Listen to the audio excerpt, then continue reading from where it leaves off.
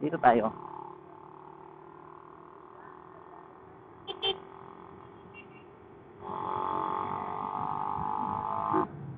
Yung mga tropa, nagtatambay.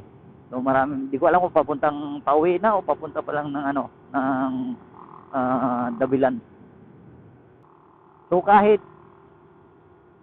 madilim, kahit hindi ganun kaliwanag yung headlight mo, yan, goods pa rin kasi may sinusundan kang ano, guhit.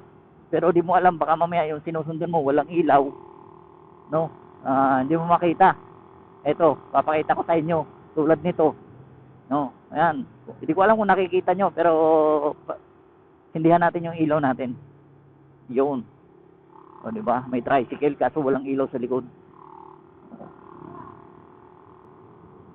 Basta ang first mode, one press, isang pindot lang, low at saka high magkasabay.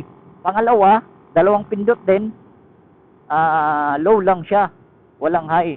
Ngayon, pag naka-low, pag gusto mo i-high, isang pindot lang din. Tapos pag i-off mo, isang pindot lang din. Oh.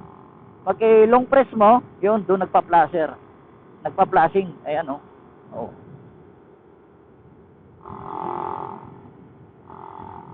So, napakaganda ng ilaw na to mga idol. Pagka gusto nyo, comment nyo lang or PM nyo ako mga idol para malay nyo makakuha kayo nito. Kasi napakasulit ng liwanag. Yan, madilim nga. So, kailangan natin ng maliwanag na karanasan.